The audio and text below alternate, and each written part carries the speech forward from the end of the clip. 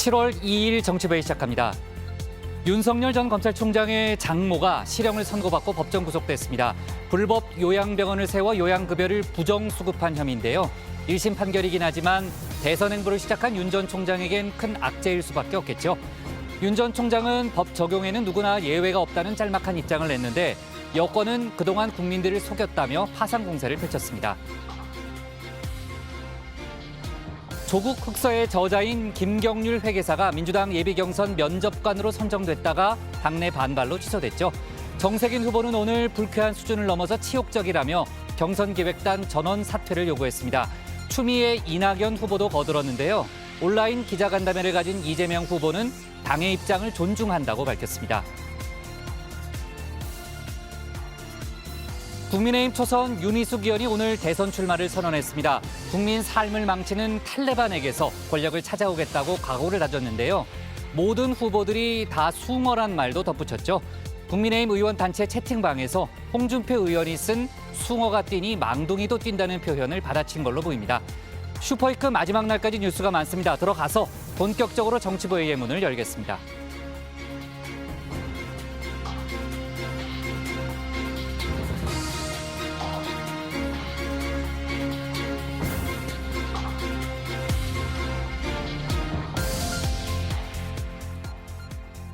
네, 국가대표 정치뉴스쇼 정치부회의 시작하겠습니다. 오늘도 신체커 박마커 류 실장 조멘토 백반장 그리고 정치부회의 애청자 정회원분들과 함께하겠습니다.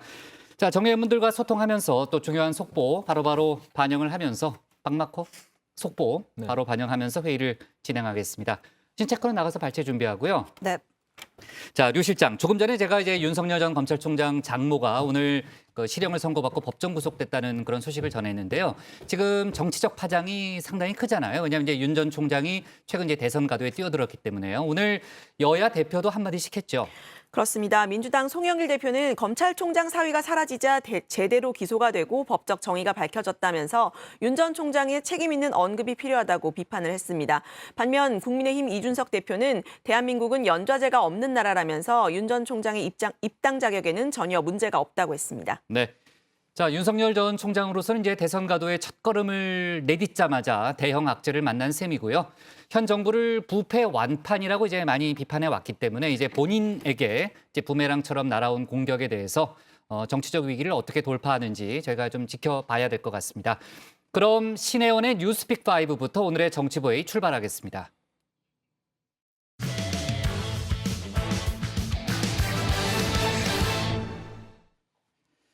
조금 전 얘기했던 대로 의료법 위반 혐의로 기소된 윤석열 전 검찰총장의 장모 최모 씨에게 1심 재판부가 실형 3년을 선고했습니다.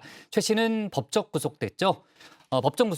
윤 전 총장은 법 적용에 예외가 없다는 입장을 밝혔는데요. 민주당에서는 파상 공세를 펼치고 있습니다. 오늘 코로나 확진자가 800명을 넘었다는 소식까지 뉴스픽5에서 짚어보겠습니다. 네, 오늘의 가장 중요한 소식만 쏙쏙 골라서 담아냈습니다. 맞춤형 뉴스 큐레이션 뉴스픽5 시작해 보겠습니다. 자, 오늘 준비한 픽도 한번 볼까요? 장모 법정 구속 826, 광복회가 어쩌다가 112억 낙찰 그리고 윤여정도 정회원으로 꼽았습니다. 자, 첫 번째 소식, 본격 대선 국면에 접어든 정치권의 가장 뜨거운 뉴스입니다.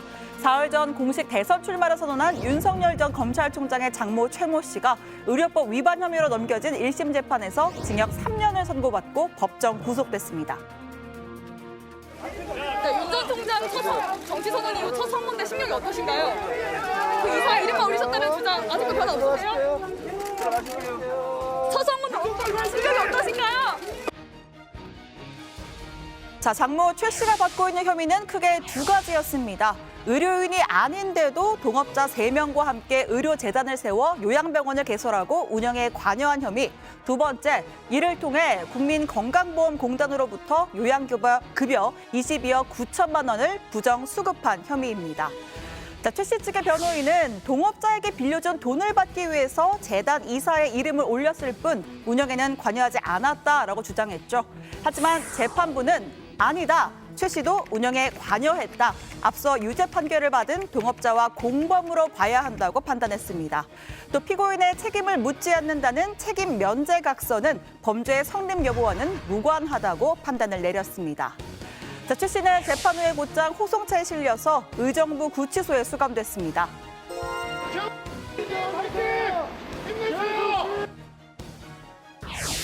네, 법원 앞은 최 씨의 처벌을 촉구하는 사람들과 반대로 지지자들이 섞여서 상당히 소란스러웠는데요.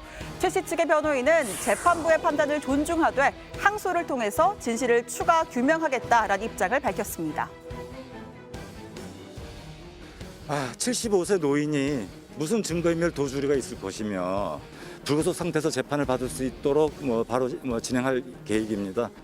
시작은 분명히 작년 2020년 4월 7일 최강욱, 황희석이라는 정치인이 윤 전 총장에 대한 공격 차원에서 중앙지검에 고발한 것이 맞습니다. 검찰의 이 사건 처분은 시작부터 정치적이었고 끝까지 정치적이었다고 생각합니다.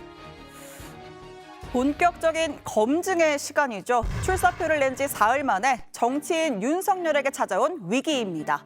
윤 전 총장은 대변인을 통해서 그간 누누이 강조해 왔듯이 법 적용에는 누구나 예외가 없다는 것이 제 소신이다라고 입장을 밝혔습니다. 자, 누누이 강조, 누구나 예외가 없다. 이 원칙론으로 정면 돌파를 시도하는 모양새인데요. 저는 검사로 재직하는 동안이나 그 이후에나 법 적용에는 절대 예외가 있을 수 없다는 그 신념으로 일을 해왔습니다. 친인척이든 또는 어떠한 지위와 위치에 있던 분들이건 간에 수사와 재판, 그 공정한 절차에 따른 법 집행에는 누구도 예외가 있을 수 없다. 이렇게 말씀을 드리겠습니다. 민주당에서는 정의 구현이란 평가가 나왔습니다.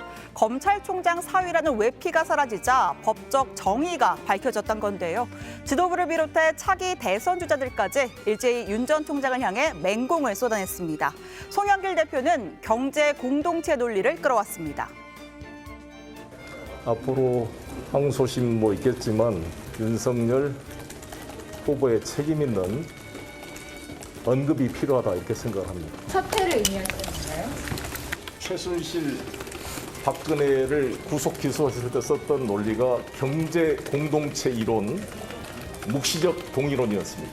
같이 자신의 부인과 또 장모와의 관계이기 때문에 사실상 경제 공동체 논리가 적용될 수도 있는데. 자, 그리고 출마 선언 후 첫 기자간담회를 연 이재명 경기지사. 각종 여론조사에서 윤 전 총장과 엎치락뒤치락 각축전을 벌이고 있죠. 모든 일은 반드시 바른 길로 돌아간다. 사필귀정이라고 평가했습니다. 사필귀정인 것 같고요. 같이 범죄적 사업을 했는데 이분만 빠졌다는 게 사법적 정리의 측면에서는 바로 옳지 않았다는 생각이 들고 이제 제자리 간 것 같습니다. 우리 윤 전 총장께서도 개인적으로 보면 가슴 아프실 텐데 잘 대응하시기 바랍니다. 자, 당장 대선 주자 지지율에 어떤 변화가 있을지가 관전 포인트입니다. 여권에서는 대신 양강 구도에서 이재명 우위 구도로 넘어가지 않겠냐는 기대 섞인 관측을 하고 있고요. 야권의 경쟁 주자들에겐 반사이익이 돌아올 수 있습니다. 플랜 B, 최재형 전 감사원장 같은 경우죠. 자, 국민의힘 홍준표 의원은 한겨레와의 인터뷰에서 자기, 장모 다 걸려있다. 자업자득이다라고 각을 세웠습니다. 그건 저격수 정치가 아니다. 저는 하면서 피아를 구분하지 않습니다. 잘못됐다고 볼 때는 그건 지적하고 넘어가야지. 그걸 갖다가 우리 편이라고 감싸주고 남의 편이라고 또 지적 안 하고 지적하고 그런 정치는 하지 않습니다.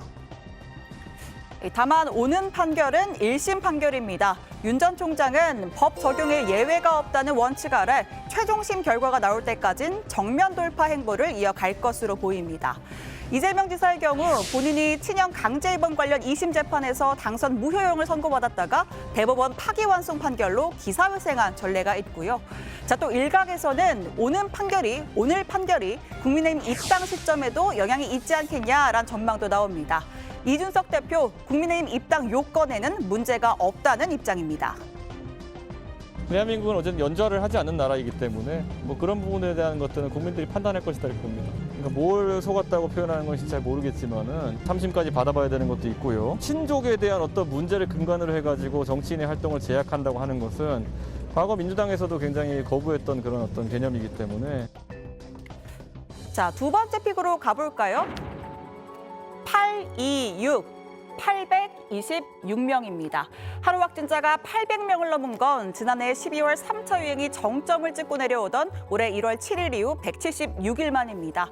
자, 이 속도라면 일일 확진자 수가 1000명을 넘기는 것도 시간 문제란 말이 나오는데요. 전체 확진자에서 수도권이 차지하는 비중이 무려 80%를 사흘 연속이 넘고 있습니다. 전파력이 강한 델타 바이러스 감염의 90%가 수도권에서 나오고 있습니다. 활동량이 많은 젊은 층에서 확진이 늘고 있는 것도 우려스럽습니다. 자, 키워드는 수도권과 젊은 층 그리고 델타 변이입니다. 최근 들어서 가장 큰 집단 감염 사례인 원어민 강사 모임과 관련해선 경기도 어학원과 서울 마포구 음식점 일대를 포함해서 확진자가 245명으로 늘었습니다. 이 중에선 델타 변이 확진자도 포함되어 있습니다. 자, 수도권에는 델타 변이가 사실상 퍼진 상태라는 게 방역 당국의 판단인데 오죽하면 거리두기 3단계 도입을 언급했을까요? 자, 일주일 평균 확진자 수 기준 서울은 애저녁에 3단계 범위에 접어들었고 수도권도 평균 509명으로 처음으로 3단계 기준에 진입했습니다. 3단계에서는 다시 영업시간은 밤 10시, 인원은 4명까지로 제한됩니다. 결혼식 같은 행사도 50명 이상은 모일 수 없게 됩니다. 사회적 거리두기를 완화하게 되면은 사람 간의 접촉이 많아지고 또 음주나 뭐 다양한 그런 다중이용 시설에서의 노출을 통해서 폭발적으로 유행이 증가할 우려가 있다라고 보고 있는 상황입니다.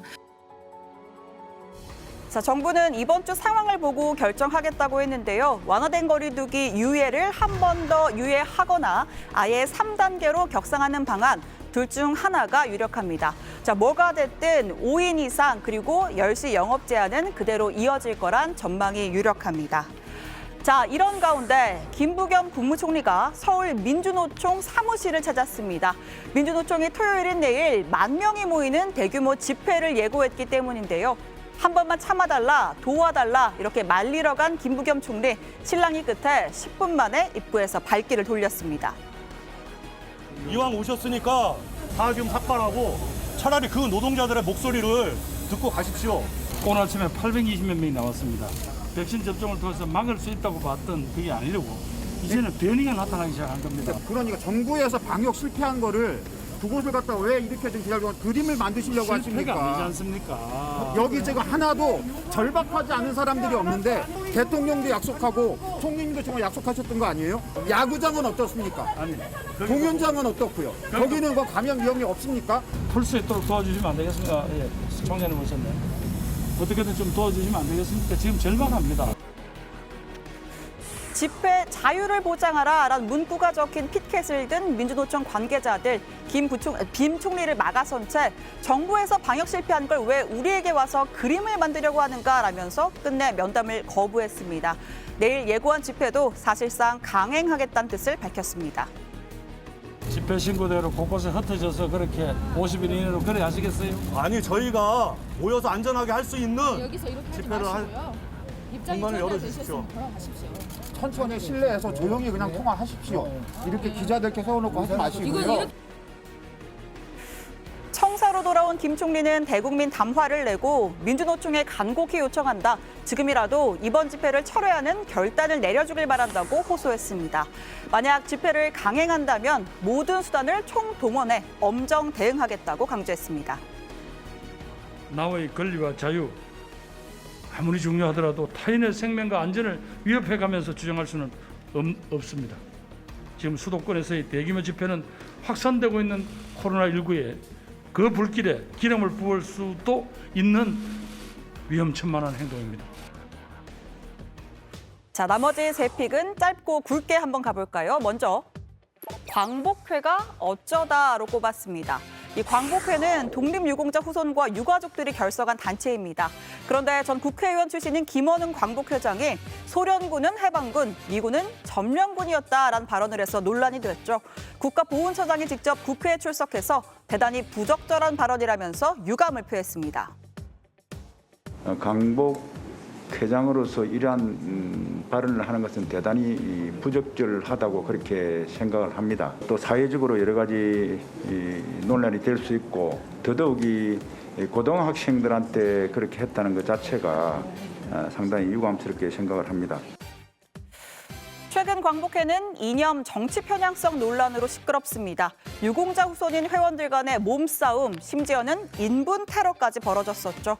최근에는 김원웅 회장이 허위 유공자 후손이라는 의혹까지 제기되면서 보훈처가 조사에 나선 상황입니다.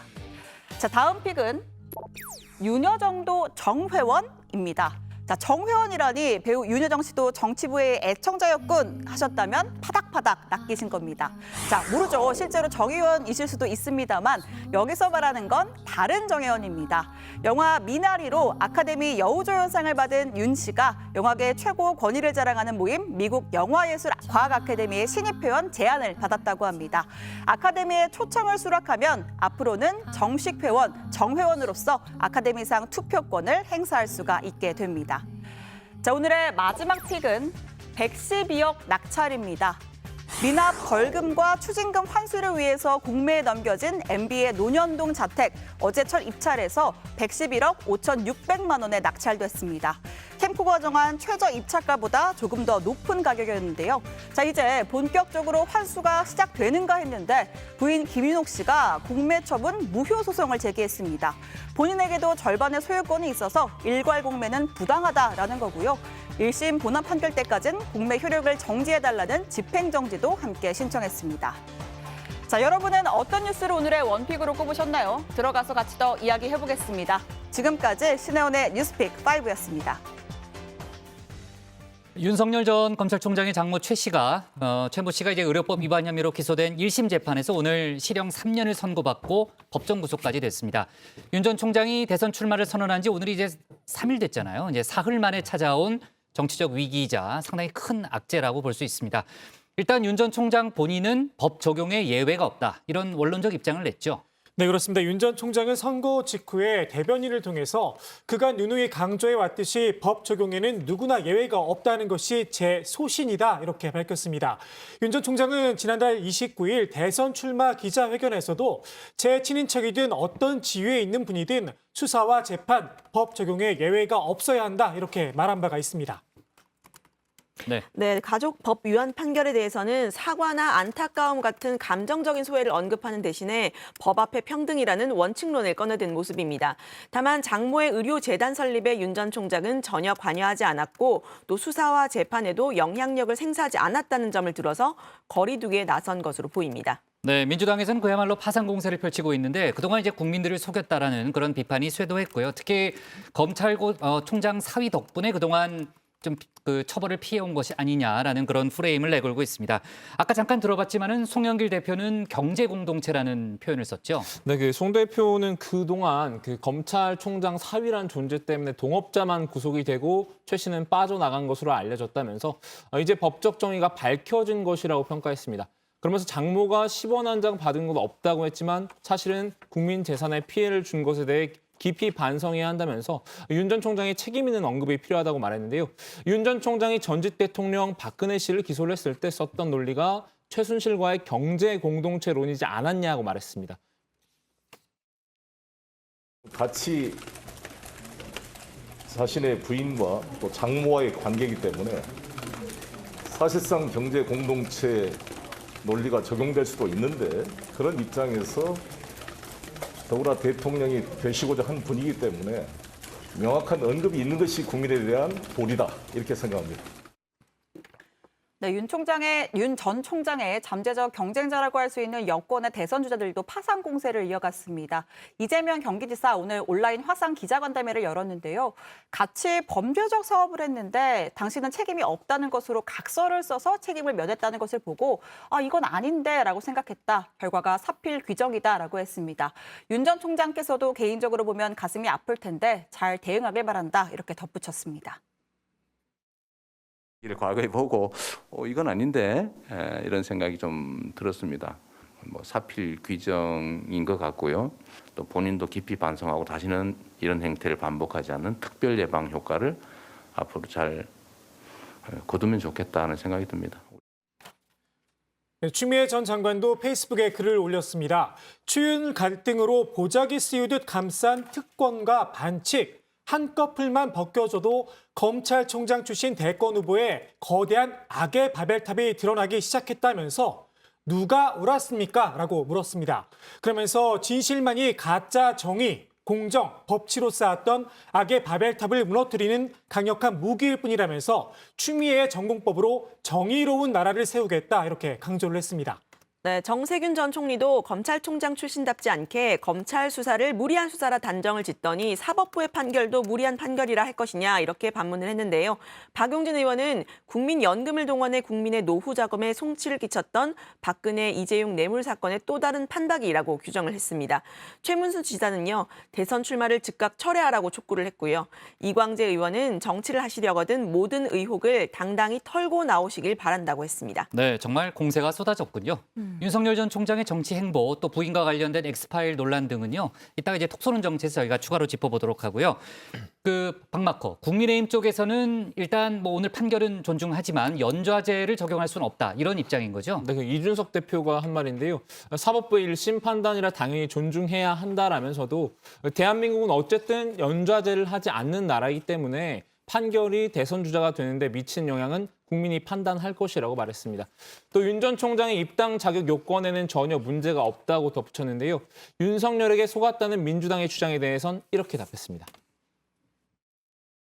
뭘 속았다고 표현하는 건지 잘 모르겠지만은 저는 사법적 판단이라는 것은 어쨌든 3심까지 받아봐야 되는 것도 있고요. 친족에 대한 어떤 문제를 근간으로 해가지고 정치인의 활동을 제약한다고 하는 것은 과거 민주당에서도 굉장히 거부했던 그런 어떤 개념이기 때문에 지금 공격을 하기 위해서 그런 개념을 꺼내는 것이 과연 합당할까 이런 생각을 합니다. 네, 다만 국민의힘은 당 차원에서 공식 논평은 내놓지 않고 있는데요. 황보승 수석 대변인 공식 입장은 없다면서 1심이기 때문에 최종심을 지켜봐야 한다라고만 말했습니다. 한편 윤 전 총장 장모의 변호를 맡은 손경식 변호사는 이 사건은 2020년 4월 7일 최광욱 등 정치인들이 윤 전 총장 공격 차원에서 고발한 정치적 사건이다 이렇게 주장을 했습니다. 네. 자, 오늘 분위기도 그렇지만 당분간 정치적 파장이 좀 이어질 것 같고요. 이제 윤 전 총장이 위기 돌파 능력을 보여줄 수 있느냐에 좀 달려 있겠죠.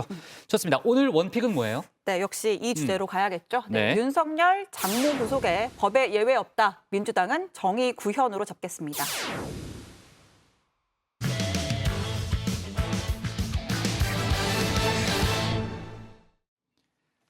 오늘 국회 상황실에선 더불어민주당 대선 경선 소식을 다뤄보겠습니다. 민주당은 조국 흑서의 저자인 김경률 회계사를 국민면접관으로 발표했는데 일부 주자들의 반발로 2시간 만에 교체가 됐죠.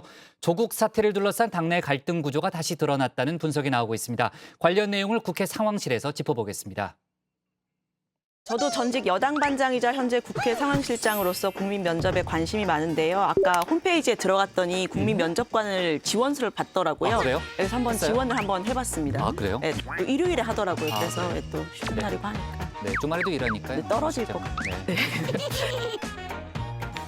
네, 더불어민주당이 국민 면접관을 뽑는다고 하길래 저도 지원을 해봤습니다. 블라인드 테스트를 통해서 면접관 3명이 후보자 1명의 정책과 비전을 심층 면접한다는 컨셉인데요. 특별한 지원 자격은 없는 것 같더라고요. 그런데 대표 면접관은 그렇지 않았나 봅니다. 민주당은 대표 면접관 3사람을 발표를 했는데 그중 김경률 회계사에 대한 당내 비판이 쏟아졌습니다. 김 회계사 조국 흑서의 저자죠. 김경률 회계사는 경제민주주의 21 공동대표이자 전 참여연대 공동집행위원장으로서 진보진영에서 활동하다가 최근 여권의 비판적인 입장을 취하며 소위 탈진보 인사로 불리는 분입니다. 네, 결국 민주당은 2시간 만에 김 회계사 대신 유인태 전 의원으로 면접관을 바꿨습니다. 일부 의원들은 어젯밤에 의원총회까지 요구하면서 강하게 반발했다고 하는데요. 경선 기획단의 사퇴까지 거론한 당내 주자도 있었습니다. 80만 권리 당원에 대한 심각한 모독이지요. 모독이다. 예, 이분이 그 허위 사실도 유포하고 명예훼손을 하고 그래서 우리 정부에 대해서 완전히 그 반정부적인 입장을 취해온 사람인데 예. 아니 이런 분들에게 대선 후보 경선 그 이 면접을 맡긴다고 하면은 네. 이건 불쾌한 수준이 아니고 치욕이지요. 네, 이낙연 캠프도 당 지도부의 사과와 재발 방지를 강력히 촉구한다 이런 성명을 냈는데요. 추미애 전 장관 역시 비판적인 입장을 내놨습니다. 민주당의 역사를 모래성 취급하고 무너뜨리고 바꾸는 것이 아니라 든든한 성으로 수성하고 갖고 나가야 할 책무가 우리에게 있습니다. 민주당의 가치를 분명하게 지켜주십시오. 우왕좌왕하고 자기 중심을 못 잡고 있고 그 장악을 하고 있다. 어떤 배변 같은 논리에 그 민주당의 혼을 뺏기고 있다. 예. 이런 반응들을 많이 보이시고 있더라고요. 예. 네, 상당히 공감이 됐어요. 네, 반면 이재명 지사는 결국 중요한 건 본선인 만큼 다른 의견도 대승적으로 받아 안는 게 좋겠다라고 했는데요. 다만 면접관을 교체한 당의 결정은 받아들이겠다고 했습니다. 내부의 경쟁을 넘어서서 이제 그 다음 단계는 외부의 경쟁을 해야 됩니다. 그러니까 독한 면접을 통해서 우리 국민들께 새로운 모습을 보여주겠다라고 말씀을 하셨고 당이 또 그 말씀을 지키기 위해서 선택한 하나의 방편인데 그걸 뭐 제가 개인적으로 마음에 들든 안 들든 저는 당이 정하는 대로 하는 게 좋겠다는 생각을 했다는 말씀드리고요. 네, 이 기획을 한 강훈식 경선기획단장은 지금 필요한 건 국민의 비판에 귀 기울이는 것이라면서도 논란을 살피지 못한 건 제 책임이라고 했습니다. 이 사퇴를 요구한 목소리에는 몸을 바짝 낮췄는데요. 이렇게 말했습니다. 일단 뭐 혼나야 되니까 또 대통령 후보가 혼내 계시면 혼나고 네. 또 저희가 또 다시 꼼꼼히 살펴서 주변에 잘못된 것을 엄히 살펴보는 계기로 삼겠습니다. 네, 경제민주주의 20일 대표를 맡고 있는 김경률 회계사. 조국 사태를 계기로 최근에는 야권에 힘을 싣고 있죠. 윤석열 전 총장의 집에 초대를 받는가 하면 김부겸 총리 청문회 자리에 야당 몫의 증인으로 서기도 했습니다. 이번에는 특히 문제가 된 건 김 회계사가 조국 펀드 의혹을 제기했다는 대목입니다. 대법원은 이틀 전에 조 전 장관의 오촌 조카 조범동 씨의 사모펀드 이른바 조국 펀드에 정경심 교수가 공모하지 않았다는 판결을 내렸죠. 조국 전 장관은 항의 차원에서 윤석열과 김경률을 생각한다 이런 게시물을 올리기도 했는데요. 김 회계사를 면접관으로 받아들이지 못하는 민주당, 결국은 조국의 강을 아직 건너지 못한 것 아니냐 얘기가 나왔습니다. 이번 사태를 계기로 다시금 이재명 대 반이재명 구도가 드러났다는 평가도 나오는데요. 김경률 회계사, 과거에는 시민단체 참여연대의 핵심 멤버였죠. 진보적인 의제에 빠짐없이 목소리를 냈습니다. 다시 국내 본사에서 물건이 넘어가는데요. 미국에서 돈이 돌아오지 않고 있습니다. 그 돈이 그러면 해외 페이퍼 컴퍼니로 사라진 것 아니냐 이런 의심이 들 수밖에 없는 상황입니다. 네, 이른바 탈문 세력을 끌어오겠다면서 국민의힘 입당을 미루고 있는 윤석열 전 총장과 달리 민주당 일각에서는 탈문 세력을 확실히 정리하겠다는 생각일 걸까요? 당내 주자들의 항의로 면접관을 교체했다고 하자 어느 취준생이 면접관을 교체하냐, 끼리끼리 당이라는 걸 확인했다 이런 반응도 나왔는데요. 독한 면접, 압박 면접을 받는 취준생 민주당 대선 주자들이라는 컨셉은 유지하기가 좀 어려워 보입니다. 치열한 당내 검증을 예고하고 있는 저쪽과는 분위기가 좀 다른 듯한데요. 치열한 당내 상호 검증, 자질, 도덕성 그거 다 하고 난 뒤에 된 후보가 대통령이 되는 겁니다. 주대에서 그 흠집이 난 사람이 본선에 들어가는 순간 요즘은 한 달 내에 그건 폭락합니다. 네, 대선 주자들 여론조사 소식 잠깐 볼 텐데요. 여야 1위 주자가 이번 주에 나란히 출마를 선언을 했죠. 오늘자 엠브레인 퍼블릭을 포함한 4개 기관 여론조사를 보면요. 이재명 지사가 27%, 윤석열 전 총장이 21%로 오차 범위 내에서 앞섰습니다. 한국갤럽의 조사에서는요, 윤 전 총장이 25%, 이재명 지사가 24%로 역시 오차 범위 아닙니다. 출발선에서는 지지율이 엎치락뒤치락하는 모습인데요. 두 사람은 이 두 가지 조사 모두에서 20%대 박스권 지지율을 기록했습니다. 양측 모두 지지층을 확장하는 것이 관건으로 보이는 대목인데요. 어제 출마를 선언한 이재명 지사는 곧바로 고향인 경북 안동을 찾았죠. 경기도가 정치적 기반인 이 지사, 어린 시절을 보냈고 또 삶을 정리할 때도 여기 묻힐 가능성이 높아서 첫 행선지로 찾았다고 합니다. 영남 지역이 역차별을 받는다, 억울한 지역이 없는 공정한 세상을 만들겠다라고도 했는데요. TK 출신 민주당 대선 주자는 좀 흔치 않죠. 가족 논란 또 도덕성 논란에 대한 정면 돌파를 선택했다고 할까요? 이 지사는 이곳에서 선비 정신을 강조했습니다. 언제나 생각해봤는데 결국은 선비 정신이 아니었을까 그런 생각을 합니다. 어떤 경우에도 원칙과 정도를 지켜나가는 그 선비 정신, 유림 정신이 제 마음속 깊이 문화 속에서 자리 잡고 있었지 않았을까. 네, 이 TK 지역은 민주당 지지세가 약한 사실 국민의힘 텃밭입니다. 이른바 보수의 본산으로 진격했다고 할까요? 안동의 유림 어르신들을 찾아서 큰절을 하긴 모습도 보였는데요. 큰절 인사 한번 드리겠습니다.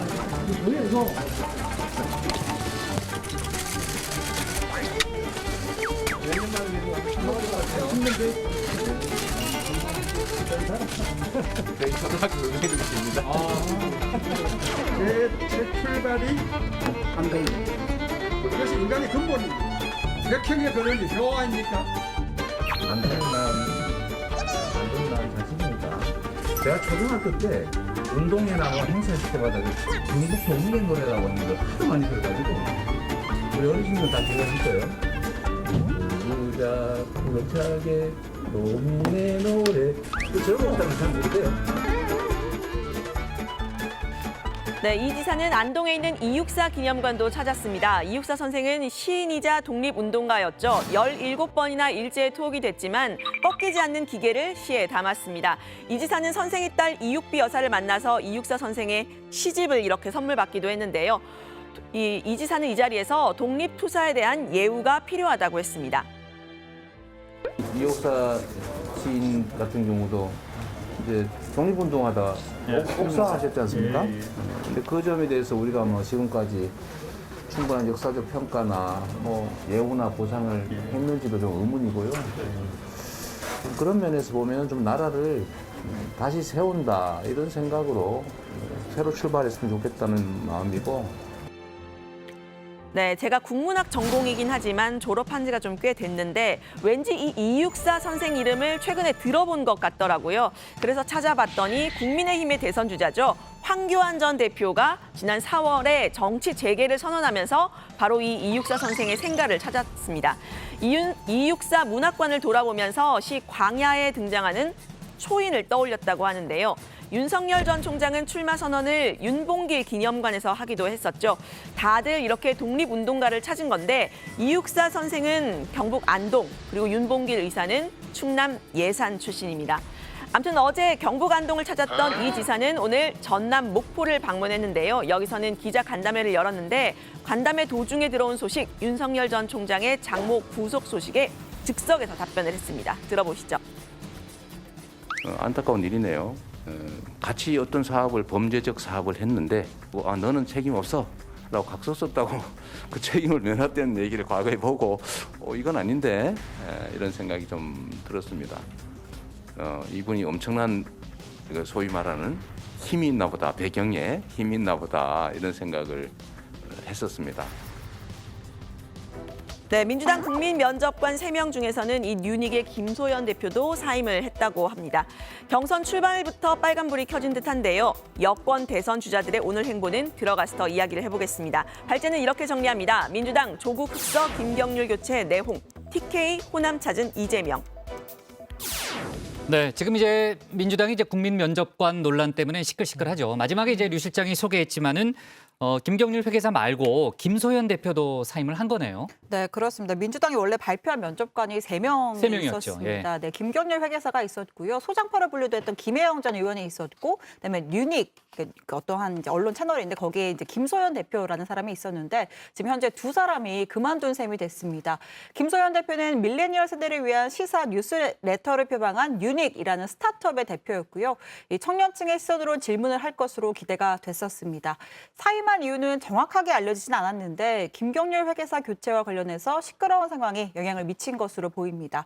민주당은 외부 인사에서 수혈해야 할 것 같다라고 했는데요. 아직까지는 대체할 인물을 내놓지 못했습니다.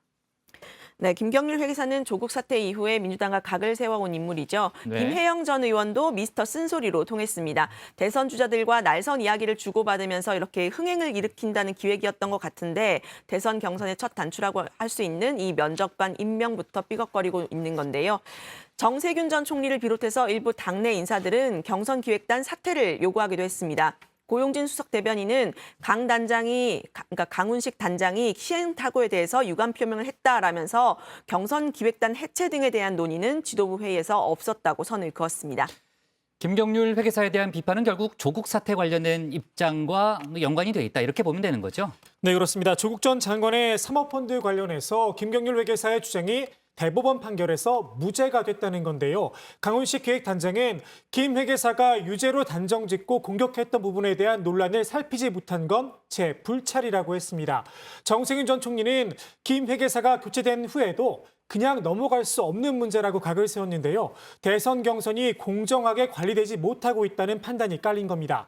반면 당내에서는 이번 사태로 또 조국의 발목이 잡혔다는 얘기도 나왔는데요. 조국 사태와 관련한 찬반 논란이 당내에서 다시 불거지게 된 점을 지적한 겁니다. 네, 오늘 이재명 지사도 기자간담회를 했는데 거기서는 어떤 얘기가 나왔어요, 강마커? 네, 일단 그 윤석열 전 총장 장모 구속 관련해서 사필 규정이라는 입장을 내놨습니다. 또 조국 전 장관 수사에 대해서도 입장을 냈는데요. 윤석열 전 총장과 조국 전 장관 양쪽에 모두 책임이 있다면서 양비론을 폈습니다.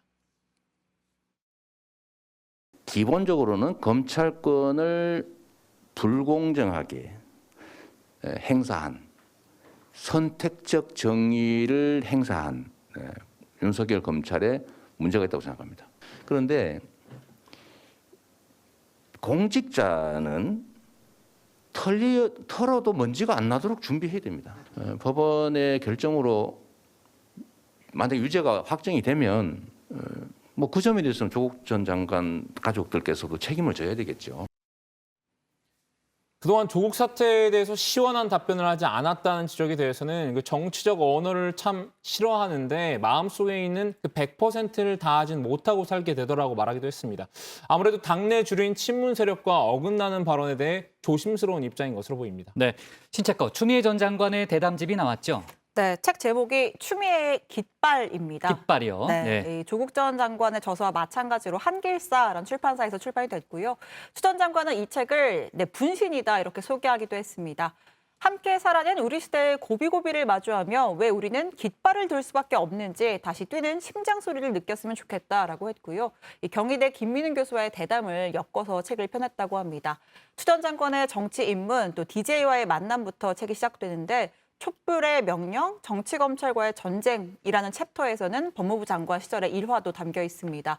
공존을 위한 희망의 씨앗 등의 챕터에서는 미래 비전을 담기도 했습니다. 류 실장, 정세균 전 총리와 이광재 의원이 오늘 그 호남을 찾았다는 거죠? 네, 그렇습니다. 이 두 사람은 단일화를 선언을 했잖아요. 그래서 어제 세종시 방문에 이어서 오늘 또 공동 행보를 보였습니다. 민주당의 뿌리이자 심장이라고 하는 광주를 함께 찾은 건데요. 두 후보는 오늘도 민주당 적통을 강조했습니다. 정 전 총리는 민주당에 적자가 있다면 정통성이 있는 적자가 정권 재창출 기수가 돼야 한다. 이광재 후보와 저는 적통성을 가진 적자들이다라고 했습니다. 잠깐만, 아까 이재명 지사도 호남 갔다고 그러지 않았었어요? 네, 이 지사는 오늘 전남 목포에 있는 김대중 기념관을 방문했는데요. 네. 원래는 김 전 대통령의 고향인 신안 하이도를 찾으려고 했었는데 국민 면접 일정 때문에 취소를 했습니다. 이 시사는 이 자리에서 김 전 대통령의 말씀 중에 서생적 문제의식과 상인적 현실 감각을 가져야 한다는 말을 가장 좋아한다면서 제가 만들고자 하는 실용적인 민생개혁, 공정하게 성장하는 나라와 너무 잘 부합하는 것 같다 이렇게 이야기를 했습니다. 네, 좋습니다. 오늘 국회 상황실 바로 정리할게요. 이렇게 정리하겠습니다. 민주당 조국 국석 김경률 교체 내홍 TK 호남 찾은 이재명으로 제목을 잡겠습니다.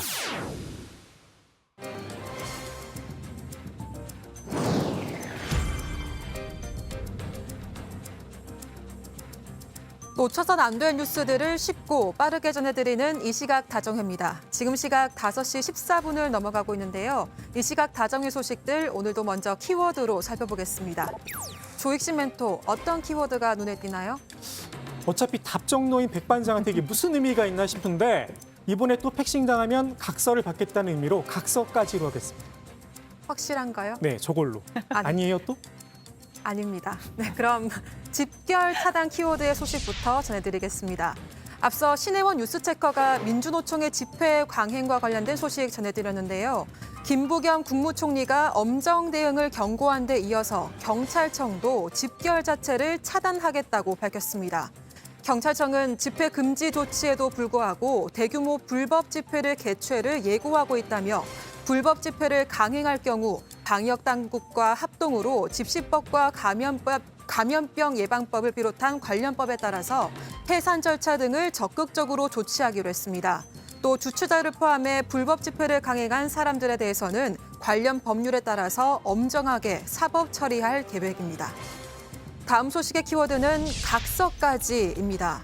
일부 학원에서 원어민 강사들에게 주점이나 클럽에 가지 않겠다는 각서를 받고 있는 건데요. 경기도 지역 원어민 강사 모임에서 시작된 코로나 감염 확산세가 심상치 않기 때문입니다. 관련 누적 확진자는 245명까지 늘어났죠. 이 가운데 일부는 전염력이 높은 델타 변이 바이러스가 검출된 것으로 밝혀졌습니다. 이 때문에 학원가 전체에 비상이 걸렸는데요. 경기도교육청은 학원발 집단 감염이 심각하다고 판단하고 경기도와 공동 대응에 나설 방침입니다. 감염 확산세가 심각한 지역에 대해 모든 학원 강사와 직원이 PCR 검사를 의무적으로 받도록 행정명령을 내리는 방안을 두고 협의하고 있는데요. 경기도교육청 관계자는 감염 차단을 위해 학원 종사자도 백신을 우선 접종해야 한다는 요구가 나오고 있어서 관련 협조를 구하는 방안도 검토하고 있다고 말했습니다. 마지막 소식의 키워드는 폭죽 폭발입니다. 미국 로스앤젤레스에서 폭발물 처리용 장갑 트럭에 실려있던 2톤 분량의 폭죽이 한꺼번에 터지는 사고가 발생했습니다. 이 폭죽들은 거대한 불덩이를 만들어내며 한꺼번에 폭발했고 장갑 트럭은 순식간에 파손됐는데요. 이로 인해 경찰관 10명과 시민 7명이 다치고 주변에 주차된 승용차와 주택도 크게 파손됐습니다.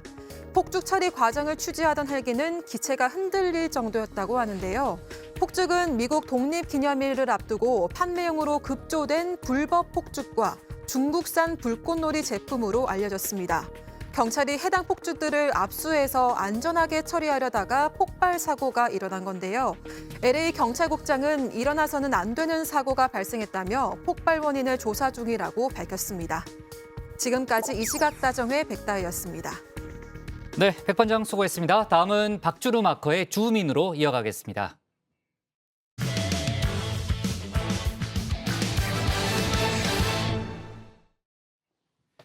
야권 대선 상황도 좀 알아볼까요? 국민의힘 대권 레이스에 초선 의원이 출사표를 던졌습니다. 경제통으로 꼽히는 윤희숙 의원이 주인공인데요. 문재인 정부를 거세게 비판하면서 규제 개혁을 강조했습니다. 대권 주자인 홍준표 의원은 이런 윤 의원의 출마를 비꼬는 듯한 발언으로 논란이 됐는데 박준우 마커가 주민에서 관련 내용 정리하겠습니다. 온다. 어머. 자, 하나. 애기가 오, 약간 장난 아니야. 안녕하세요. 야, 저 너무 이쁘신데? 순둥 좋아해? 네. 좋아해요? 기대하는 거 좋아해? 좋아해요. 소리 없는 방법도 좋아해? 너무 좋아, 너무 좋아하는데. 메르켈 총리 좋아해? 좋아해. JTBC 좋아해? 좋아해요. 채널A 좋아할 줄 알았어. 다 좋아요. 다 좋아. 다 좋아. 완전 좋아. 완전 좋아. 네, 뉴페이스의 등장은 기존 멤버들에게도 긴장감을 불러일으키죠. 특히 경쟁자끼리 모인 집단이면 적어도 새로운 사람보다 뒤처지면 안 되겠다 이런 경각심이 생길 텐데요. 마치 저와 류 실장이 처음 정치부에 왔을 때 우리 고인물인 신체커와 조멘토가 바짝 긴장했을 때처럼 말이죠. 반마커가 굉장히 오해를 하고 있는데 원래 군대에서 신병들 한꺼번에 들어오면 군번 풀렸다고 하잖아요. 사실 고반장하고 최반장이 제 후배인데 정치부의 짬은 저보다 높아가지고 모시고 살았습니다. 저 너무 좋았습니다. 제가 착각한 건가요, 그럼? 알겠습니다. 현실을 일깨워 주셔서 감사합니다, 조벤토님. 저만의 착각이었나 봅니다. 아무튼 그 뉴페이스의 등장에 기존 멤버들의 잠재력을 끌어올린 효과를 바로 매기 효과라고 합니다. 정어리들이 천적인 매기를 보면 더 활발히 움직인다는 데서 유래한 말이라고 하는군요. 국민의힘 대선 레이스에 매기가 등장했습니다. 매기라고 하니까 이분을 떠올리실 수도 있을 것 같은데요. 그 최문순 강원지사의 부캐인 최매기 아닙니다. 자, 주민이 선정한 오늘의 인물, 국민의힘 초선인 윤희숙 의원입니다. 그럼 바로 윤희숙 의원에게 줌인하겠습니다. 저는 20대 대통령 출마 선언을 위해 이 자리에 섰습니다. 정치 경력 1년만으로 대통령처럼 중차대한 자리를 책임질 수 있겠냐 우려가 많으실 것으로 생각합니다. 그러나 제가 이곳에 와서 본 정치판에는 정치가 없었습니다. 권력을 유지하기 위한 정치 기술만 있었을 뿐입니다. 네, 그렇습니다. 윤 의원 오늘 대권에 도전장을 던졌습니다. 초선 의원 가운데는 처음입니다. 초선의 패기일까요? 출마 선언에서 현 정부 여당에 대한 거침없는 비판을 쏟아내는데요. 앙상한 이념으로 국민 삶을 망가뜨리는 탈레반들로부터 권력을 되찾아오는 선거가 돼야 합니다. 진보의 탈을 쓰고 기득권 노조의 편만 들면서 개혁을 막아서는 그런 수구 세력에게 책임을 묻는 선거가 돼야 됩니다. 윤 의원은 경제학자 출신인 만큼 경제와 개혁이란 키워드를 강조했습니다. 출마 선언문의 형태소 분석을 해봤는데요. 두 단어 모두 각 8번씩 언급했습니다. 등장 횟수로 따지면 이 정치와 국민에 이어서 3번째입니다. 특히 일자리와 희망을 만드는 길은 투자하고 싶고 혁신하기 좋은 경제를 만드는 것일 뿐이라고 했는데요. 규제 개혁을 앞세웠습니다. 그러나 모든 개혁은 기득권 세력과의 싸움이고 귀족 노조와의 싸움입니다. 그러나 뼈를 깎는 개혁을 말하지 않고 장밋빛 얘기만 하는 것은 정치가 아니라 기만입니다. 윤희숙 의원의 등장으로 이제 야권 대선 경선판은 사상 유례가 없는 춘추 전국 시대가 됐습니다. 거물급부터 초선까지 14명의 대권 주자가 각 축전을 벌이게 된 건데요. 한눈에 보기 쉽게 일단 정리해봤습니다. 국민의힘에는 윤 의원에 더해서 하태경 의원, 황교안 전 미래통합당 대표, 그리고 안상수 전 인천시장, 윤희숙 의원 이렇게 4명 이미 출마 선언을 했고요. 김태호, 홍준표 의원과 원희룡 제주지사, 그리고 유승민 전 의원, 여기에 장기표, 김혜을 당협위원장이 출마를 예고한 상태입니다. 장외 주자로는 윤석열 전 총장과 최재형 전 감사원장, 그리고 김동연 전 경제부총리, 여기에 장성민 세계화 동북아 평화포럼 이사장이 거론이 되고 있죠. 안철수 국민의당 대표까지 더하면 모두 14명에 달합니다. 자, 그럼 대체 윤 의원이 누구길래 기존의 쟁쟁한 주자들을 긴장시킬 맥이라고 했을까요? 간단히 양력만 살펴보면요. 경제학 박사 출신으로 한국개발연구원 KDI 연구위원과 국민경제자문회의 민간자문위원 등을 거친 경제통으로 분류가 됩니다. 지난해 7월 본회의에서 여당이 임대차 3법 처리를 강행했을 때죠. 이때 한 반대 연설이 화제가 되면서 유명세를 얻었습니다. 저는 임차인입니다. 오늘 표결된 법안을 보면서 제가 기분이 좋았느냐? 그렇지 않습니다.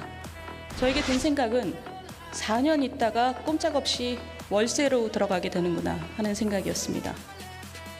지난해 12월에는 국가정보원법 전부 개정 법률안에 대한 필리버스터에 나섰는데요. 12시간 47분을 발언하면서 기존 최장 발언 시간 기록을 갈아치우기도 했습니다. 이런 활약도 활약이지만 사실 야권에서는 이재명 저격수로 이름이 더 알려졌습니다. 이재명 지사가 기본소득 주장의 논거로 인용한 부분이 사실관계가 잘못됐다고 지적한 게 대표적이죠. 네, 유 의원은 이 지사가 노벨 경제학상 수상을 한 바네르지 디플로 교수 부부가 기본소득에 찬성했다는 주장도 잘못 인용했다고 했는데요. 국민의힘 윤희숙 의원도 같은 주장을 폈습니다. 이재명 지사님, 알면서 치는 사기입니까? 책은 읽어보셨나요? 아전인수도 정도껏 하십시오. 존경받는 개발경제학자 바네르지 디플로 교수는 기본소득에 대해 이재명 지사와 정반대 입장입니다. 윤 의원은 오늘 출마 선언에서도 다시 한번 이 지사를 직격하면서 존재감을 드러냈습니다. 지금 여권의 선두주자인 후보는 가난하든 부자든 모두에게 돈을 똑같이 뿌려서 경제를 성장시키겠다 말하고 있습니다. 소득주도 성장으로 경제를 말아먹고도 얼마나 국민이 우스웠으면 이런 짓을 반복합니까? 사실 기존 주자들 가운데 윤 의원을 우습게 본 사람도 있긴 합니다. 오늘 주민의 카메오인데요. 홍준표 의원입니다. 윤 의원은 매기가 아니라 망둥이라고 쏘아붙인 건데요. 앞서 홍 의원은 국민의힘 복당이 결정된 지난달 24일 당 의원들 이 단체 채팅방에 초대가 됐다고 합니다. 이후 채팅방에 윤 의원이 대선에 출마할 예정이다 이런 기사가 올라오자 이런 톡을 남겼다는데요. 숭어가 뛰니 망둥이도 뛴다. 주제도 모르고 나선다고 비판할 때 쓰는 속담입니다. 최근 여당의 어느 분은 이 속담을 잘못 썼다가 우리 국문과 출신인 조멘토에게 지적을 받기도 했죠. 그런데 말입니다. 첨삭 정청래 성생으로 통하죠. 윤 전 총장의 국어 실력을 한 땀 한 땀 문제 삼으며 깊은 가르침을 줬던 정 의원. 이번엔 본인이 속담을 잘못 썼습니다. 꼴뚜기가 뛰니 망둥이도 뛴다가 아니라 망둥이가 뛰니 꼴뚜기도 뛴다. 숭어가 뛰니 망둥이도 뛴다라는 표현이 옳은 표현입니다. 띄엄뛰기 능력을 생각하면 쉽게 이해가 좀 가실 텐데요. 숭어, 망둥이, 꼴뚜기 순입니다. 물론 홍 의원은 올바른 표현을 쓰긴 했지만요. 동료 의원들에게 추궁을 당했습니다. 김웅 의원이 누가 숭어고 누가 망둥인가 이렇게 따졌다라고 하는데요. 홍 의원은 메시지를 삭제해버리고 단체 채팅방에서 퇴장했다고 합니다. 김 의원은 후배가 출마한다는데 격려해주지는 못할 망정이라고 이렇게 직격을 했다고 알려졌는데요. 오늘 윤희숙 의원도 망둥이 해프닝에 대해서 입장을 내놨습니다. 그런데 그 망둥어가 뛰니까 숭어도 뛴다라는 말씀을 하시는 분도 많아요. 모든 후보, 아직 안 나왔지만 앞으로 나올 후보, 또 범야권의 후보들 모두가 다 숭어라고 생각합니다. 그 안에 망둥어가 어디 있겠어요? 모두가 숭어라면서 원팀 정신을 앞세웠군요. 논란은 이렇게 정리되는 듯 싶었지만 애석하게도 홍 의원, 이준석 대표에게 두 번째 옐로 카드를 받았습니다. 뭐 그런 언급은 적절하지 않다. 예, 아마 제가 전당대회 처음 나왔을 때 뭐 강팔로 나왔냐부터 저는 뭐 망둥어 취급도 못 받았을 겁니다. 그렇기 때문에 그런 이야기는 의미가 있지도 않고 그리고 도전에 대한 과소평가는 어느 상황에서도 없어야 된다. 사실 옐로 카드가 두 번 쌓이면 퇴장이긴 하지만요. 홍 의원 다행히 선발 출전 엔트리엔 이름은 안 올렸죠. 아직 벤치에서 몸을 풀고 있지만 이제 출전하게 되면 심판 휘슬에 좀 더 신경을 써야 할 것 같습니다. 자, 오늘 주민 한마디 정리하겠습니다. 야권 대선판 흔들 매기, 대권 도전장 던진 윤희숙. 네, 그러니까 이제 홍준표 의원이 이게 전체 카톡방인지 모르고서 지금 글을 쓴 거잖아요. 그러니까 급하게 그 단톡방을 탈퇴하는 이제 그런 일이 있었는데 이준석 대표가 윤희숙 의원 출마에 대한 홍준표 의원의 발언이 잘못됐다 이렇게 발언 또 직접 얘기를 했고 또 페이스북에도 글을 올렸다는 거죠. 네, 이준석 대표는 홍준표 의원의 이 망둥이 발언에 대해서 페이스북에도 일침을 가하는 글을 남겼습니다. 입담으로 당할 사람이 없는 천하의 홍준표 전 대표님도 TPO, 경우에 맞는 행동에 맞춰주길 기대한다라면서 숭어가 뛰니 망둥이가 뛴다라는 발언은 적절하지 않다 이렇게 지적을 했습니다. 이준석 대표는 오늘 윤 의원과 회동한 뒤에 기자들을 만난 자리에서도 비슷한 이야기를 했는데요. 직접 한번 들어보시죠. 뭐 비유는 정확하고 또 그리고 상황을 관통하는 그런 비유가 있어야지 많은 사람들이 공감을 사는 것인데요. 저는 뭐 그런 언급은 적절하지 않다. 공직 후보자가 되겠다고 하는 그런 결심은 어느 누구에게나 굉장히 숭고한 결심이고 저희가 응원해야 될 결심이지 저희가 조소할 대상은 아닙니다. 박막고, 홍준표 의원이 이번 사안에 대해서 입장을 직접 내놓은 건 없어요? 오늘 제가 페이스북을 좀 잘 살펴봤는데 네. 올린 건 없더라고요. 아, 그래요? 다른 얘기만 올렸고 근데 망둥이 해프닝 때 홍 의원이 채팅방을 나가고 나서 홍 의원을 채팅방에 초대한 의원이 해명을 했다고 하는데요. 망둥이는 윤희숙 의원이 아니고 박용진 더불어민주당 의원을 말한 것이다. 이런 글을 올렸다고 합니다. 앞서 윤 의원의 대선 출마 관련 기사가 올라온 점을 고려해 보면 맥락상 맞는 해명인지는 모르겠지만요. 반면 윤희숙 의원은 입장을 밝혔는데 한번 들어보시죠. 망둥어가 뛰니까 숭어도 뛴다라는 말씀을 하시는 분도 많아요. 저는 우리 당의 경선을 흥미롭게 만들고 수준을 높이는 모든 후보, 아직 안 나왔지만 앞으로 나올 후보, 또 범야권의 후보들 모두가 다 숭어라고 생각합니다. 그 안에 망둥어가 어디 있겠어요? 우리 목적은 정권을 가져오는 것이고 그래서 나라를 더 나은 나라로 만드는 것이니까 그런 얘기는 별 의미가 없지요. 그러니까 이제 윤희숙 의원을 지칭한 것이 아니다라는 이제 다른 의원의 설명은 있었지만 홍 의원의 직접 설명은 아니니까요. 네. 홍 의원 입장이 나오면 박마커가 다시 한번 설명을 좀 해주고요. 자, 이제 야권 대권 주자들이 이제 여권보다 많아진 상황이죠. 여권은 이제 9명입니다. 어제 이제 확정이 됐고요. 지금 국민의힘 내에서도 자강론에 좀 힘이 실리는 분위기라면서요. 네, 국민의힘 내부에서는 올드보이부터 뉴페이스까지 합세한 자신들의 대선 레이스가 4.7 보궐선거와 전당대회처럼 흥행면에서 여당을 압도할 것이라는 기대감이 나오고 있다고 합니다. 동시에 윤석열 아니면 안 돼라는 목소리는 좀 약해지고 자강론에는 더욱 힘이 실리고 있다고 하는데요. 한껏 고무가 된 분위기입니다.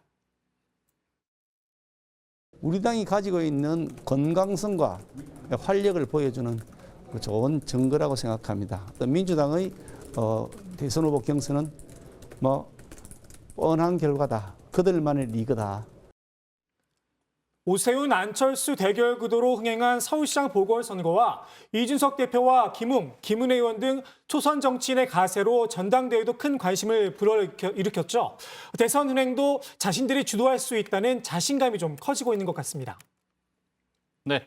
자, 근데 이제 윤석열 전 검찰총장이 같이 정치를 하자고 제안했던 사람이 윤희숙 의원이잖아요. 근데 이제 윤희숙 의원이 직접 본인이 이제 대선에 뛰어들면서 윤 전 총장으로서는 좀 압박감을 느끼게 되는 거 아니에요? 네, 그렇습니다. 윤 의원의 출마 선언이 아무래도 윤 전 총장에게는 좀 입당을 압박하는 요소로 작용을 할 것 같은데요. 이 자강론에 더욱 힘이 실리면서 장외 주자에 대한 관심이 떨어질 수가 있기 때문입니다. 대선 주자 풍년에 실제로 당 내에서는 윤석열 아니면 안 된다는 목소리는 힘을 잃고 있다고 하고요. 윤 전 총장이 밖에 오래 머무를수록 불리할 것이라는 여론도 커지고 있다고 합니다. 다만 윤 전 총장은 입당 문제보다 지금 정권 교체가 우선이라면서 여전히 국민의힘 입당에는 좀 거리를 두고 있는 상황입니다. 신채거, 그러면 이제 국민의힘 경선 일정은 어떻게 되는 거예요? 당박 주자들을 기다리지 않고 일단 가는 겁니까? 어떻게 되는 거예요? 일단 이준석 대표는 8월 중순 버스 정시 출발론 고수하고 있습니다. 그렇죠. 네. 앞서 수차례 밝힌 것처럼 외부 주자를 기다리기보다는 자체 계획대로 경선 일정을 진행하겠다라는 생각인데요. 하지만 국민의힘 대선 경선관리위원회가 아직 꾸려지지 않았고 따라서 일정이 좀 유동적이긴 합니다. 네, 국민의힘 당규에 따르면 대통령 선거 240일 전인 이달 12일부터 예비후보 등록이 시작되지만 최종적인 등록 시한은 경선관리위가 결정을 합니다. 등록 시한이 정해져 있지 등록 시점은 정해져 있지만 이 마감의 시한이 시작은 정해져 있지만 마감은 아직 그렇죠. 안 정해졌네요. 네, 그런 겁니다. 네. 네, 그리고 국민의힘은 그 예비후보 등록 시작 이후에 이달 안에 경선 룰을 확정을 하고요. 8월에 후보 경선을 시작할 것으로 보입니다. 국민의힘 당원상 대선 후보 선출 기한은 대선 120일 전인데요. 올해 11월 9일입니다. 국민의힘 측은 윤 전 총장 등 외부 주자들이 늦어도 8월 초엔 입당해야 경선을 앞두고 당원들과 스킨십 등이 가능할 것으로 판단을 하고 있습니다. 네, 국민의힘 다른 대선 주자들 얘기를 좀 해볼게요. 황교안 전 대표가 어제 출마 선언했다는 소식 저희가 어제 톡쏘는 정치에서 짚어봤는데 저희가 이제 관련된 내용은 좀 짚었고 과거에 저는 죽었다 이런 발언을 이제 황교안 전 대표가 했는데 막상 과거 그 강경투쟁에 대해서는 옳았다는 주장을 굽히지 않았다는 거죠. 네, 그 황교안 전 대표가 어제 과거에 저는 죽었고 성찰을 통해 바뀌었다는 뜻이 당대표 재임 때 대여 강경투쟁에 대한 반성인 건가 이런 질문을 받고 다소 격한 반응을 보였는데요. 우선 한번 들어보시죠. 2019년으로 한번 돌아가 보십시오. 민주주의가 무너지고 있었습니다. 선거법까지 무도하게 개정을 하고 공수처라고 하는 말도 안 되는 사법 개악을 하고 있어. 검찰 개악을 하고 있지 않았습니까? 지소미아는 없애버리고 조국의 민낯이 국민들에게 다 드러났는데도 거짓말, 남 탓, 내로남불하면서 버티다가 결국 국민의힘에 의해서 쫓겨나지 않았습니까?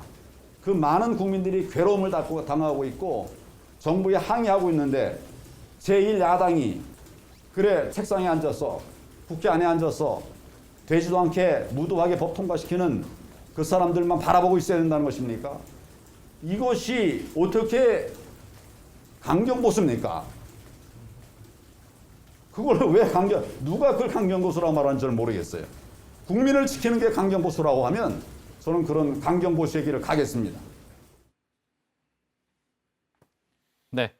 뭐 더 덧붙일 얘기 없어요? 네. 황 전 대표는 21대 총선 참패 책임을 자신에게 돌리면서 나의 부족한 점들을 철저히 고치고 장점은 살려서 결국 국민을 살린 길로 가야 한다는 점에서 과거에 저는 죽었다 이렇게 강조한 바 있는데요. 조국 전 법무부 장관 사태와 패스트트랙 국면이 있었던 2019년 당시 황 전 대표가 이끌었던 장외투쟁은 제1야당으로서 당연히 해야 할 투쟁이었다 이렇게 설명한 겁니다. 네, 황 전 대표는 특히 장외 집회 때 범법한 일은 없다고 강조를 했는데요. 집회 시위는 헌법에 보장된 국민의 권리다. 폭정을 이어가는 정부에 대해서 국민의 권리를 행사한 것을 강경 보수라고 한다면 지금 정부가 하는 일은 극 강경 좌파의 행태 아니겠냐 이렇게 반문을 했습니다. 또 우리가 말노름에 넘어가서는 안 된다. 그렇게 강경 보수라고 말하시는 건 국민에 대한 모독이라고 반박을 했습니다. 네, 좋습니다. 오늘 주민 제목 이렇게 정리할게요. 초선 윤희숙 대권 출사표, 야권 대선판 춘추전국 시대로 제목을 잡겠습니다. 다음은 조익신 멘토의 톡 쏘는 정치를 가겠습니다.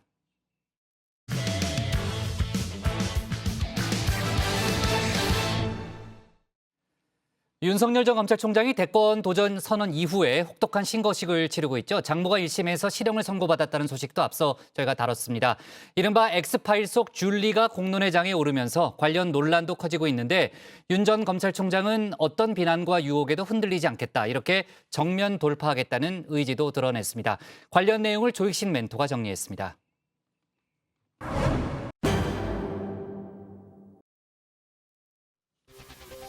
윤석열 전 검찰총장이 SNS에 첫 정치적 메시지를 올렸습니다. 한 걸음 한 걸음 어떠한 비난에도 유혹에도 흔들리지 않겠습니다. 라고 밝혔는데요. 문득 이 노래가 떠올랐습니다. 하위처럼 살아가보자. 모진 비바람이 몰아친대도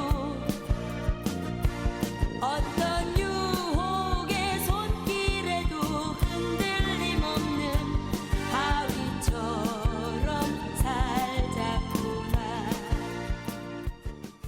대선 출마를 선언한 뒤 모진 비바람이 몰아쳤죠.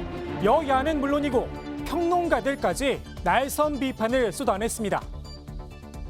저주에 가까운 비판을 한 것은 본인이 몸담았던 그 정부였는데 좀 그렇고 대통령은 과거에 대한 그런 보복 심리가 아니라 미래 국가 비전이 필요한 자리다 이렇게. 초대하자. 그럼 정권 창출 못합니다.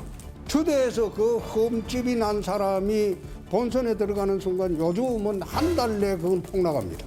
불안정하다, 좀 긴장을 많이 했구나 그런 이미지를 주셨어요. 좀 뭐 총장까지 하시고 그동안 준비 기간이 한 4, 5개월 됐잖아요. 그렇죠.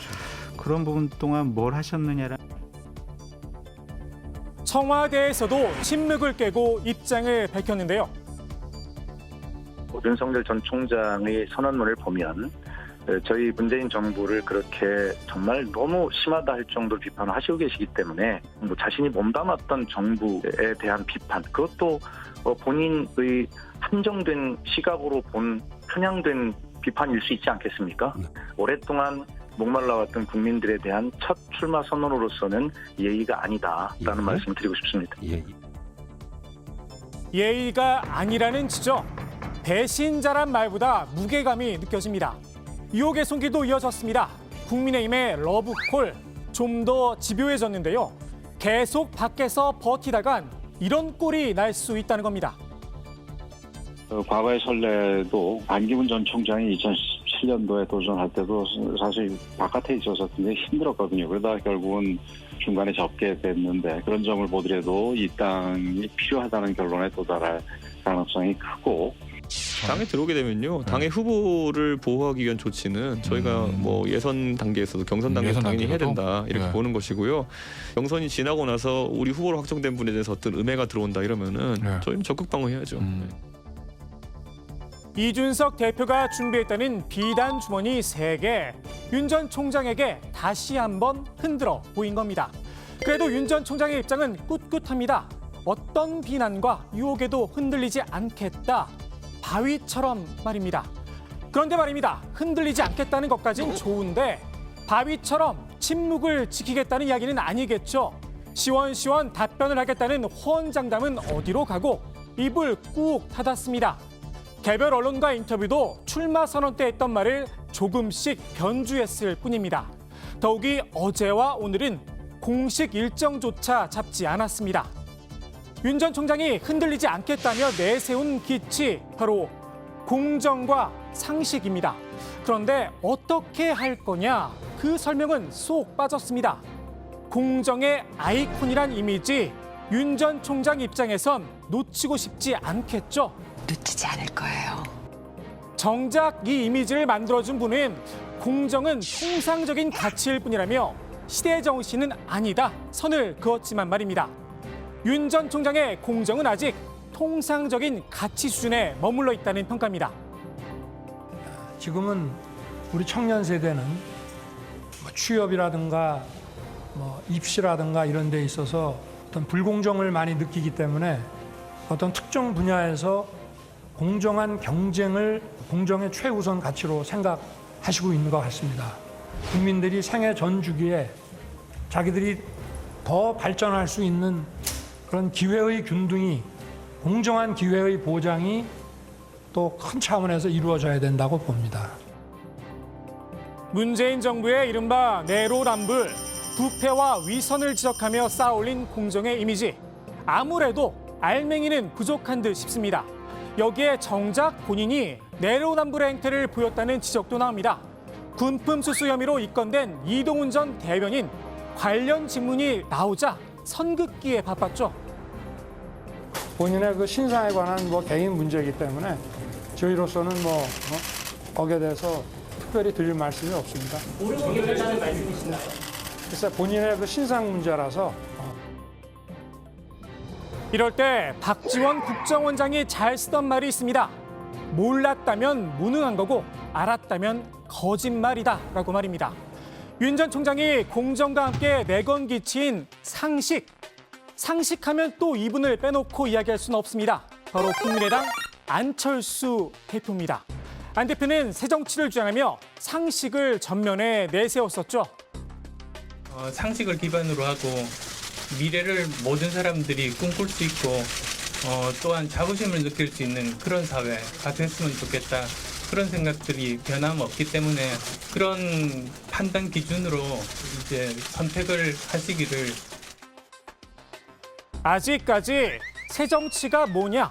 명확한 답을 내놓지 못했다는 평가를 받고 있긴 합니다. 그럼 윤 전 총장이 내세운 상식은 뭘까요? 이 발언에 힌트가 있습니다. 정치 철학 면에서는 국민의힘과 제가 생각을 같이 하고, 저는 국힘을 지지하지 않는 분이라 하더라도 저는 보수냐 진보냐 중도냐 이런 말을 별로 쓰고 싶어 하지 않지만 어쨌든 이 지성과 상식을 가지고 국가가 운영돼야 된다고 생각하시는 분들은 이런 자유민주주의라는 가치에 전부 동의하지 않으실까 생각을 합니다. 자유민주주의의 가치, 이걸 지키는 게 상식이라고 보는 듯합니다. 그런데 윤 전 총장의 상식, 너무 오른쪽에 쏠려 있다는 비판도 나오고 있죠. 국민의힘에서 이렇게 보수적인 분이었나라는 지적까지 들어야 했습니다. 정치권에선 안철수 대표보다 못하다는 평가도 있었습니다. 특히 2012년 안철수 원장하고 비교해 볼 때 제가 지난주에도 이 말을 했는데 포지티브한 에너지는 사실 상대가 안 돼요. 그때 안철수의 지금도 두루뭉실하다고 욕을 먹고 있지만 새정치 그리고 그때 이제 경제에 대한 이야기들, 뭐 정치 개혁에 대한 이야기들 이제는 정말 바뀌어야 된다라는 이런 좀 긍정적인 에너지는 안철수 전 대표가 압도적이었죠. 이른바 줄리란 이름이 인구에 회자된 것도 부담입니다. 부인인 김건희 씨가 직접 언론 인터뷰를 했죠. 여야를 떠나 패착이란 평가가 지배적입니다. 한마디로 아마추어 같은 대응이었다는 겁니다. 언론을 잘 아는 분들의 판단은 대개 이런 경우에는 직접 나오는 것이 굉장히 불리하다. 뭐 이런 이야기를 하시죠. 응대를 하지 말아야 됩니다. 응대를 하면 할수록 그 아닌 게 막 긴 것처럼 막 움직이는 거거든요. 윤 전 총장의 절친으로 알려져 있죠. 국내임 권성동 의원이 엄호에 나섰습니다. 김건희 씨가 스스로 그 이른바 줄리 의혹에 대해서 해명을 적극적으로 했습니다. 그거는 이제 스스로가 아니라 기자가 물으니까 말도 안 되는 소리를 물으니까 답변을 한 것이고요. 그리고 그 의혹 자체가 얼마나 그 저열하고 비열합니까? 아무런 근거 제시가 없는 거예요. 그래서 하도 뭐 억울하니까 기자가 물으니까 거기에 대해서 답변을 했을 뿐인데 그저 기자가 묻기에 답했을 뿐이란 겁니다. 줄리를 공론회장으로 끌어올린 또 다른 한 분이 있죠. 어쩌면 해명이 이토록 닮았는지 모르겠습니다.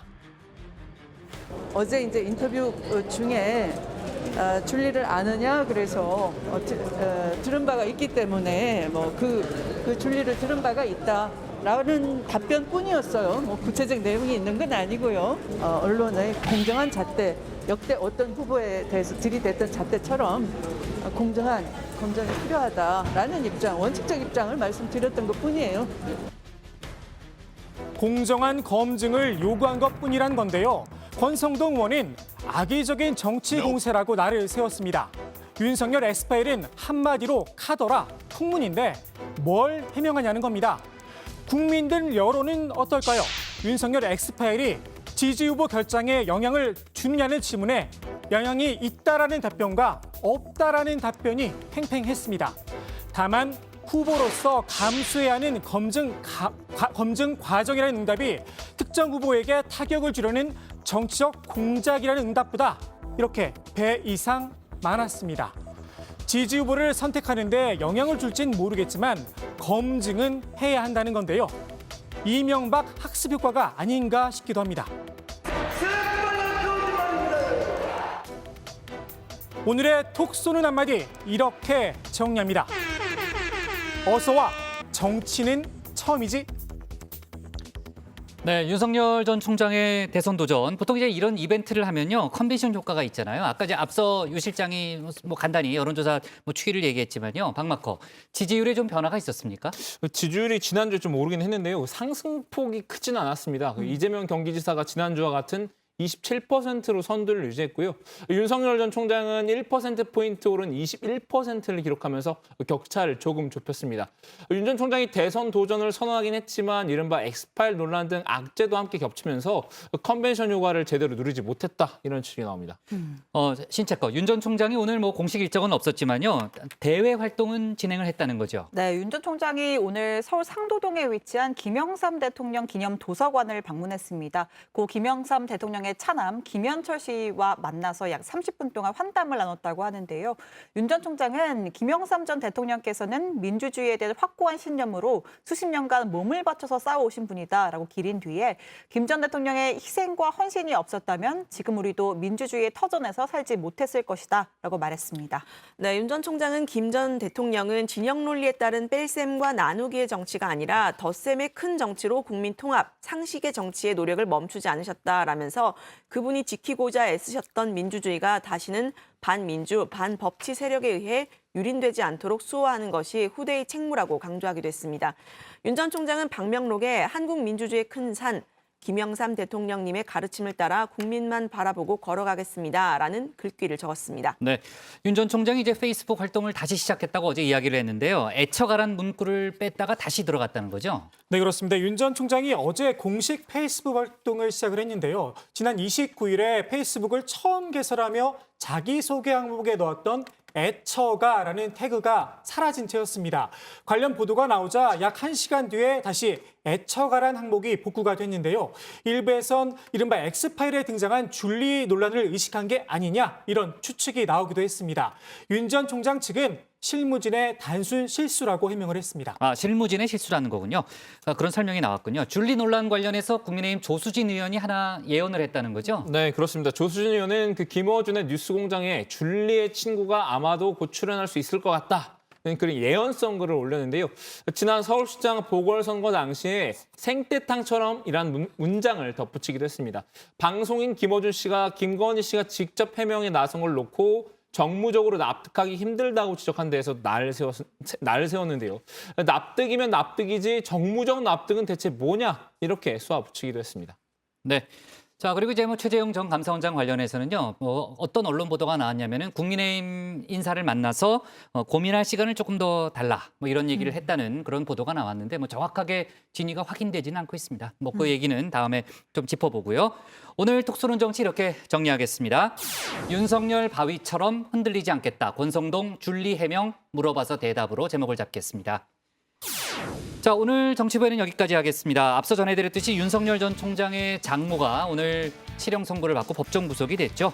남은 의혹과 변수가 어떤 게 있는지 잠시 후 진행될 썰전 라이브에서 짚어볼 예정이고요. 그리고 아까 앞서 여권에서 김경률 회계사를 이제 면접관으로 참여시키려다가 지금 당내 논란이 뜨겁잖아요.